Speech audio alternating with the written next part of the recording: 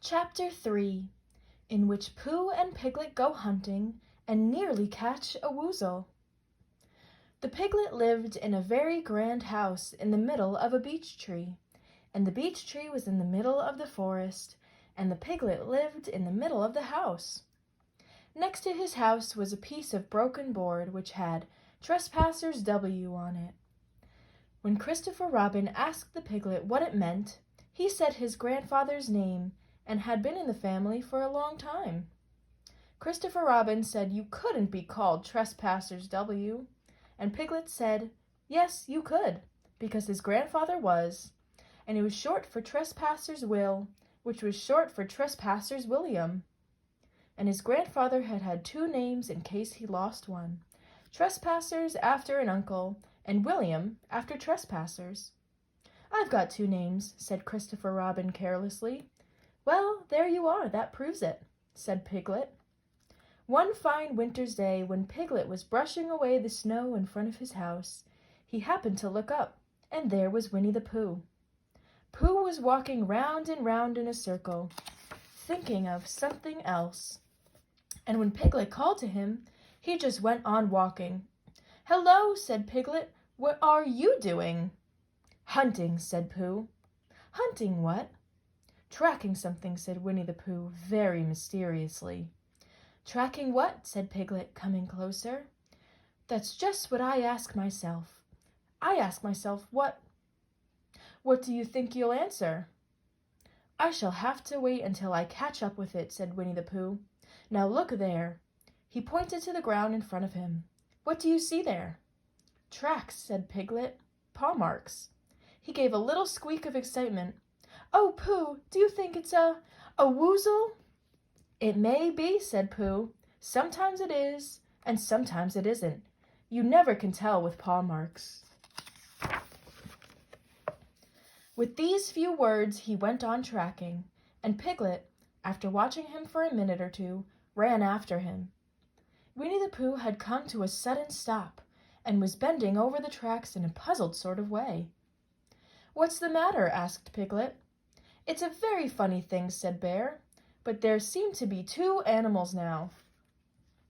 This, whatever it was, has been joined by another, whatever it is, and the two of them are now proceeding in company. Would you mind coming with me, Piglet, in case they turn out to be hostile animals? Piglet scratched his ear in a nice sort of way, and said that he had nothing to do until Friday, and would be delighted to come in case it really was a woozle. You mean, in case it really is two woozles? Said Winnie-the-Pooh. And Piglet said that anyhow he had nothing to do until Friday. So off they went together. There was a small spinney of larch trees just here, and it seemed as if the two woozles, if that is what they were, had been going around this spinney.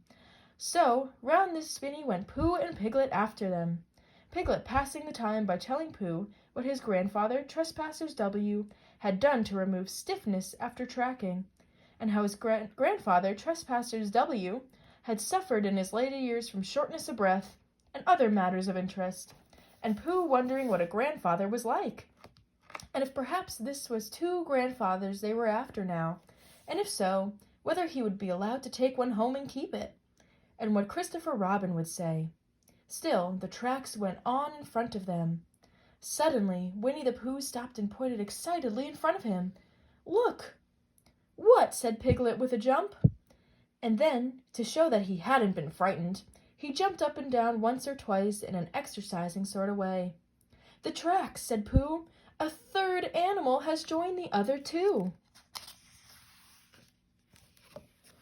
Pooh, cried Piglet, do you think it's another woozle? No, said Pooh, because it makes different marks. It is either two woozles and one, as it might be, wizzle, or two, as it might be, wizzles and one, if so it is, woozle. Let us continue to follow them. So they went on, feeling just a little anxious now, in case the three animals in front of them were of hostile intent.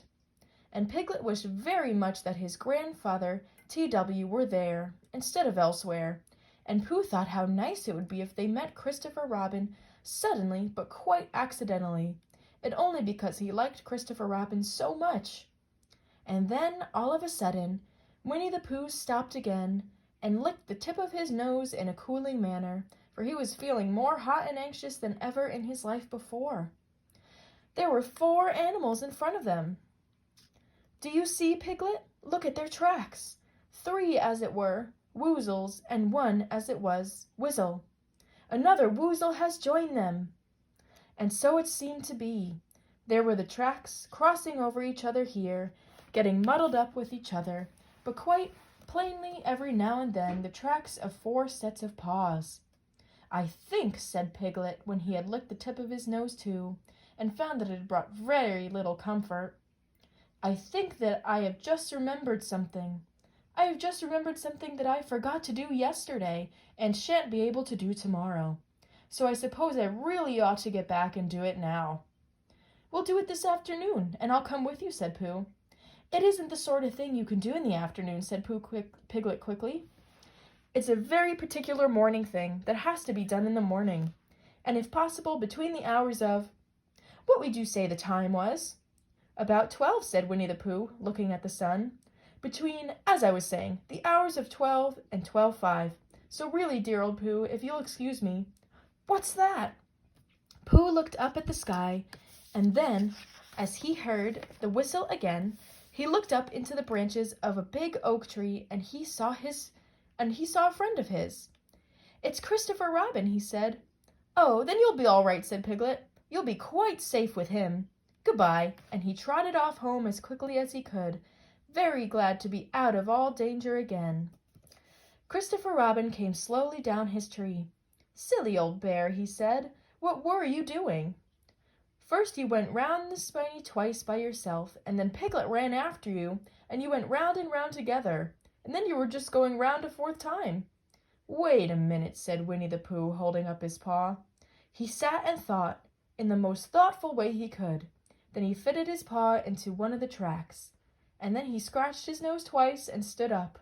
"Yes," said Winnie-the-Pooh. "I see now," said Winnie-the-Pooh. "I have been foolish and deluded," said he, "and I am a bear of no brain at all." "You're the best bear in all the world," said Christopher Robin soothingly. "Am I?" said Pooh hopefully, and then he brightened up suddenly. "Anyhow," he said, "it's nearly luncheon time," so he went home for it.